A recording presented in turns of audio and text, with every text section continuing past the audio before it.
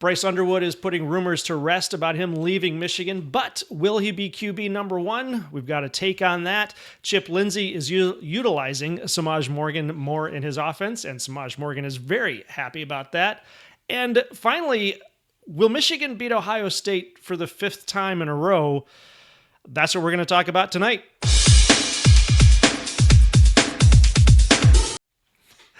Good evening, everybody, and welcome to Team Rivalry. This is our news update show. I should probably just call this Michigan Update because that's what we're talking about tonight.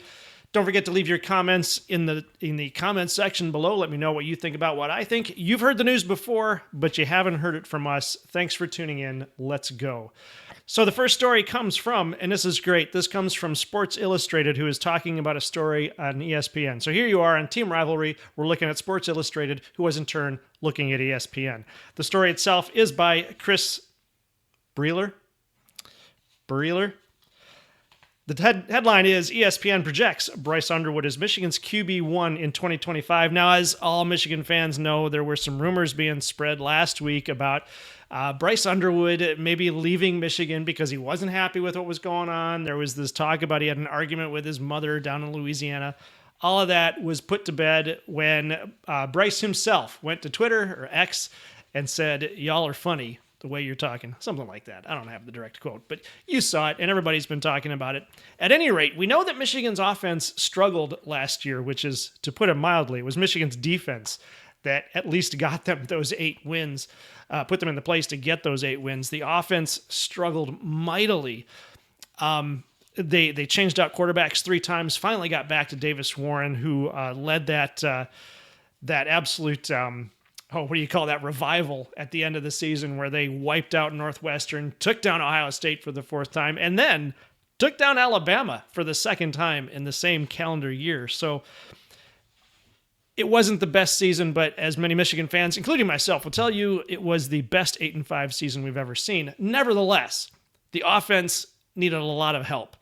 And Bryce Underwood looks like he's going to be that help. He is the 5-star quarterback who is I thought at one point he was the number 1 overall pick, number 1 overall recruit, not pick, number 1 overall recruit from high school. And he's done some phenomenal stuff. But now Chris Breeler he's commenting on the ESPN story, projecting that Bryce Underwood will be QB1 after all. Underwood as QB1 makes sense, as you'll talk about in this article, because you're looking at something long-term here. He's a freshman. He's just coming in, so you've got at least 3 years before he decides to go to the NFL. If Mikey Keene, who is the transfer from Arkansas State, I want to say, I can't remember exactly where he's transferring from, but he's transferring from a school that Michigan beat last year. Yeah, that would have to have been Arkansas State.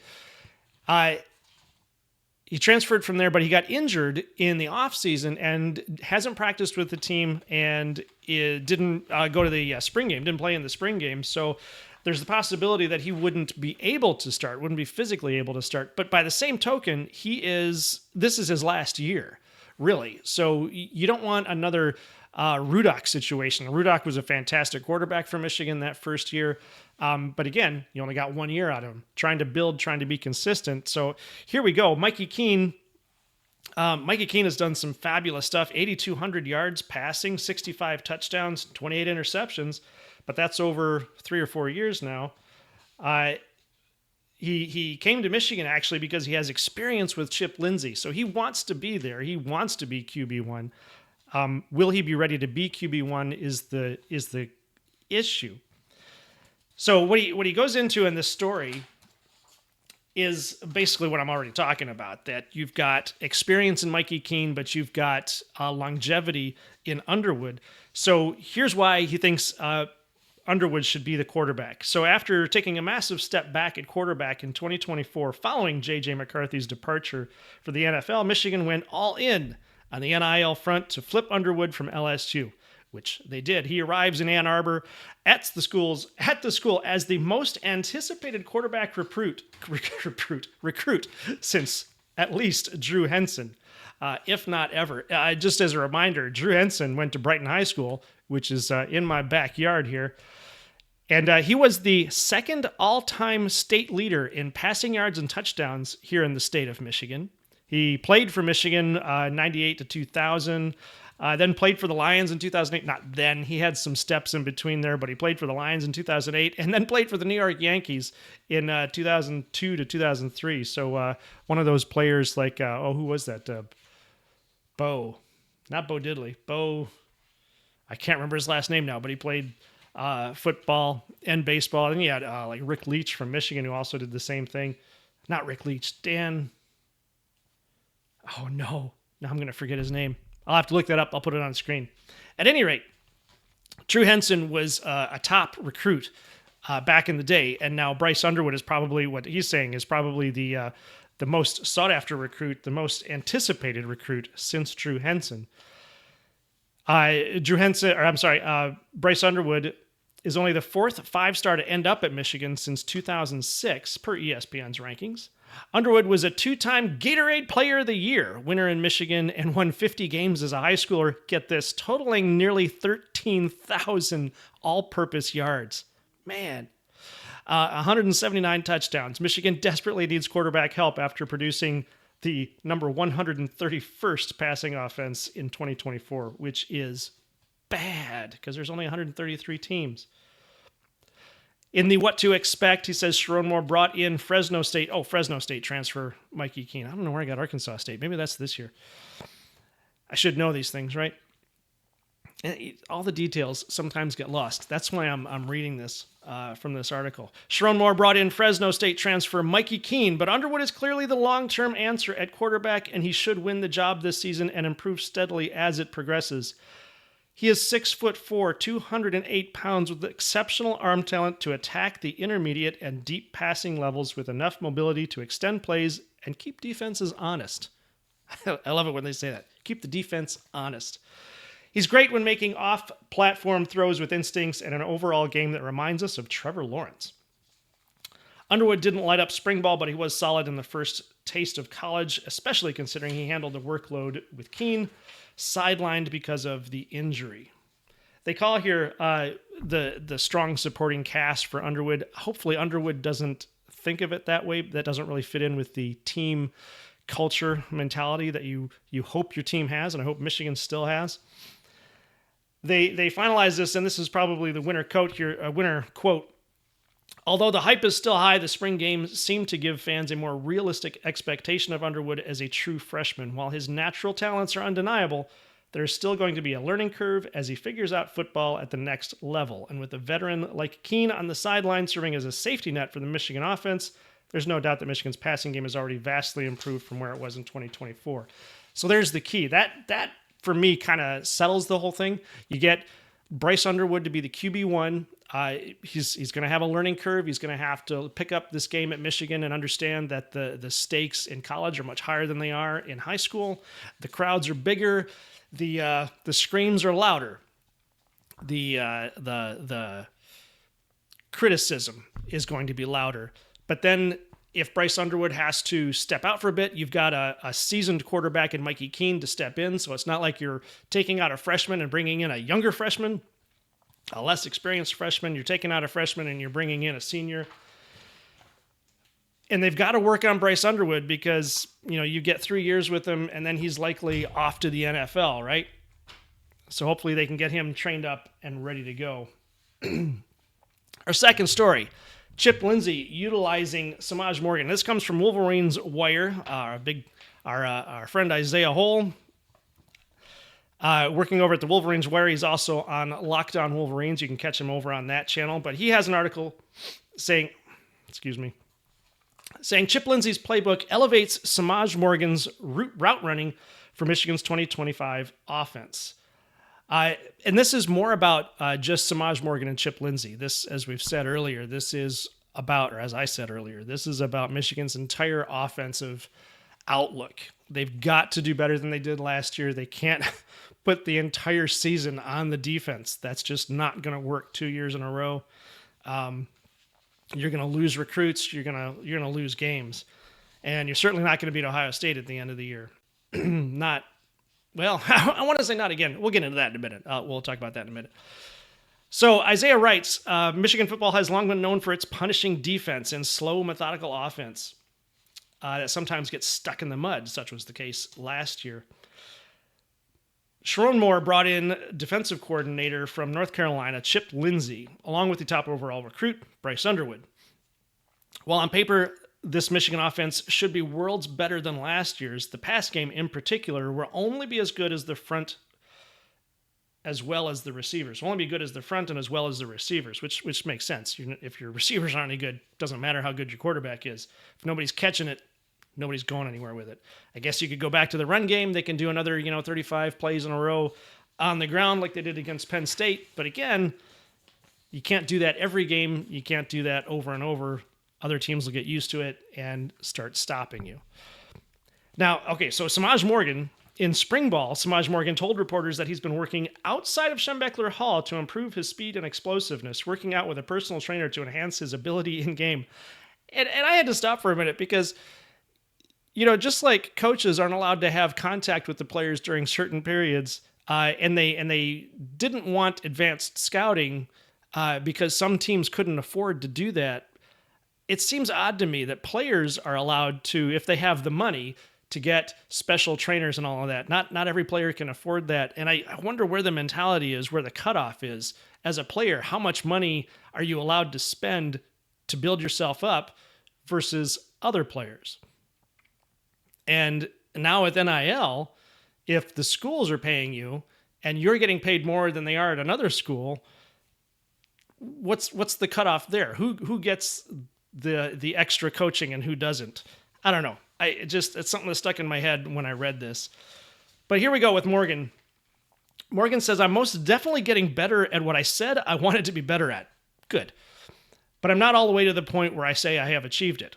Also good. Never want to get complacent. Never want to think you're there. Always improving. Always improving. And he says, I still feel like I'm still in the process and it's a long process. Good for Semaj. That's an excellent attitude to have. Now, Chip Lindsey, he says, is bringing out the best in Morgan. The Morgan is a bit more diminutive in size. That doesn't mean he should only be used in the quick game, horizontal passing, and underneath routes. At least that's not how he sees it.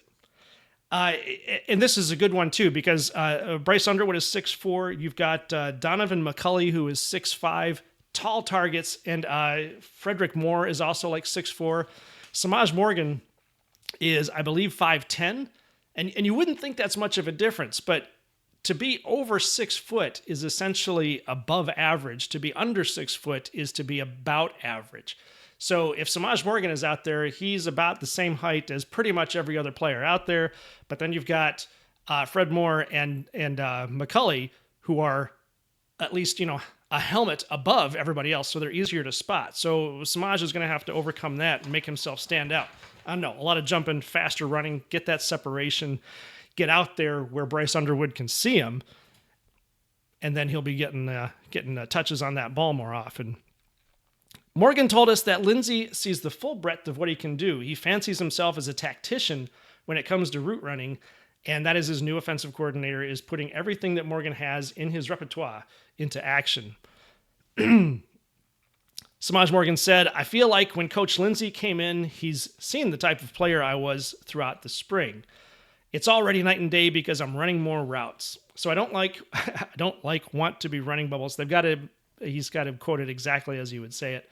So I don't want to be running bubbles all day and stuff like Coach Campbell had me doing. Kirk Campbell, as we all know, was fired. Chip Lindsey was brought in. There is a sense here of Semaj Morgan saying, I don't want to do what the coach was telling me to do.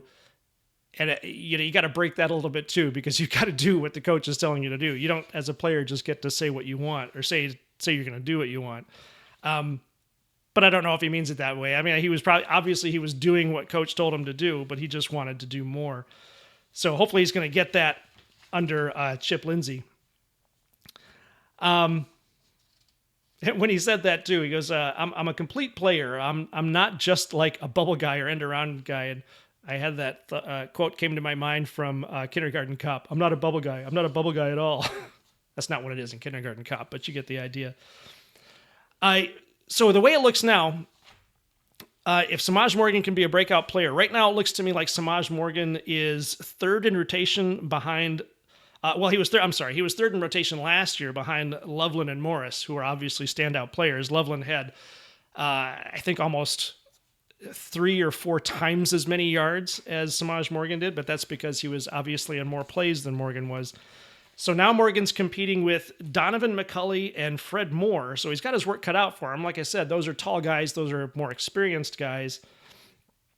And we'll see how he does. Last year, Semaj Morgan had 27 receptions for 139 yards, 1 touchdown. His longest catch was 31 yards.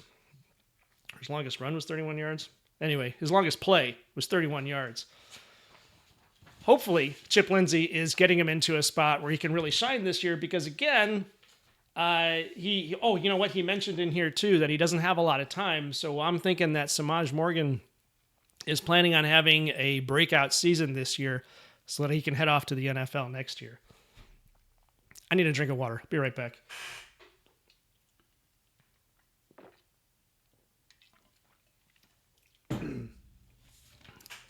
So our final story.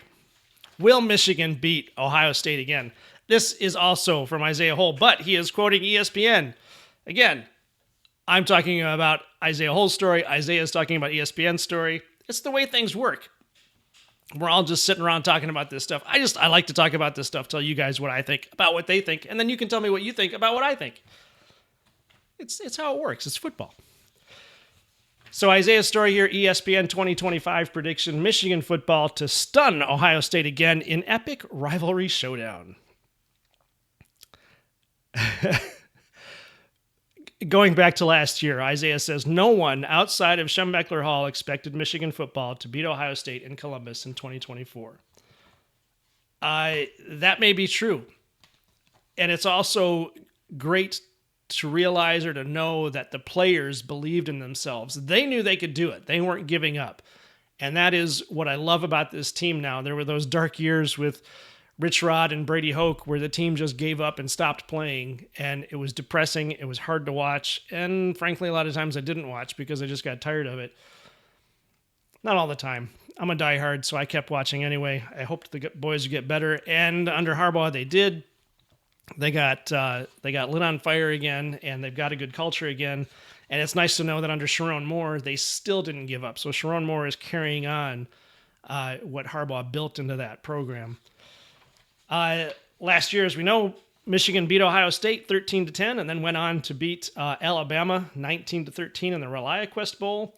At the moment, the Wolverines have bragging rights over the Buckeyes, especially since last year's down year followed a major coaching change after Jim Harbaugh won the national championship the year before.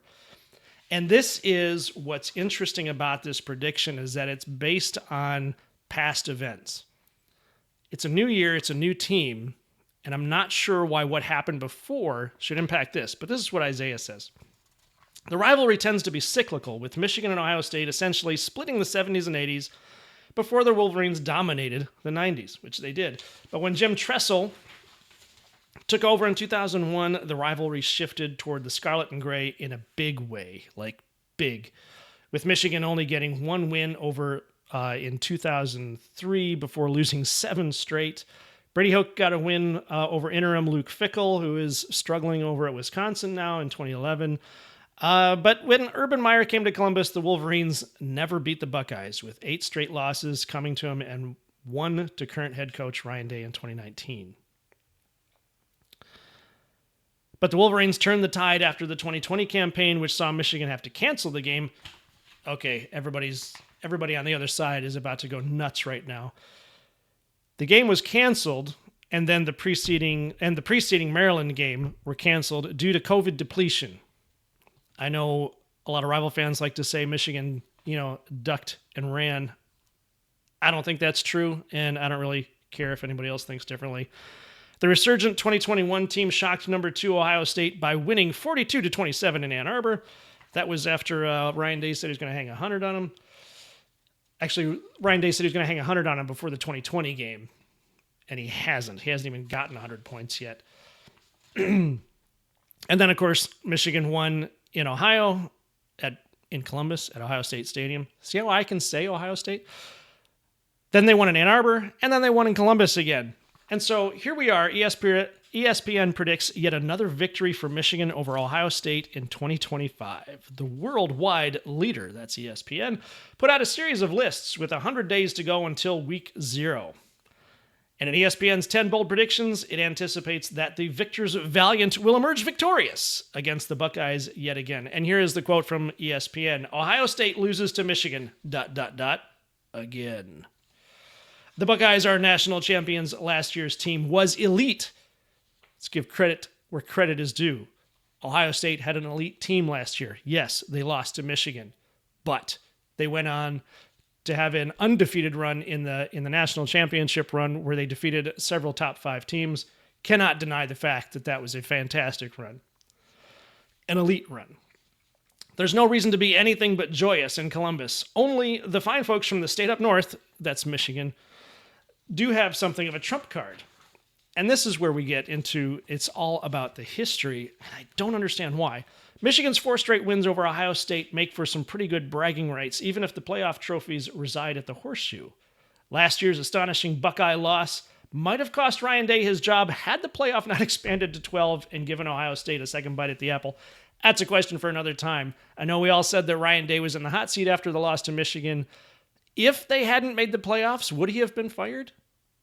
Don't know. Doesn't matter. He's there now. When this game comes around November 29th, the buzz won't be about Ohio State's 2025 championship game win. It will be about the 4 straight losses, and that's an awfully big monkey now living on Day's back. Would the Ohio State faithful be okay with a 5th straight loss to Michigan if it was followed by a 2nd straight national title? I think that's a dumb question. We're not playing regional football anymore. College football isn't about the conferences any more than the NFL is about the divisions. Who cares if you win your division? You win the Super Bowl, nobody cares if you win your division. If you win the national championship, it doesn't matter if you win the conference. Now, from a rivalry standpoint, you want to beat your rivals. You want to beat the Big Ten, and then you want to get the national championship. I mean, that's the trifecta, the triple crown. But the hat trick. Let's get all of the sports references in there. But if you win the national title, it still covers the rest of it. I mean, if you beat your rivals and win the Big Ten and then lose the national championship, you're still going to go around saying, oh yeah, but we won the Big Ten. But winning the national championship is better. That seems like a dumb question. The hopeful look of the offense is that it is superior to last year's. The defense, he says, is looking as good, if not better than last year. The pieces are there, but in some sense, does it matter? Because Michigan beat Ohio State last year with an inferior team. So what are we looking at here as far as what makes them superior this year? That's why this whole thing is just so mind-boggling, because you can put up all the stats. Bo Schembechler used to talk about that. You can throw out all the great backs, all the great stats, all of this and all the other thing. It doesn't matter. You're on that field. It's a brand new game. At least it is now. It didn't, for those years that Ohio State was just destroying Michigan, it wasn't. Michigan was bad and they got beat. But things seem to have leveled out, and maybe Ohio State is suffering from a bit of whiplash.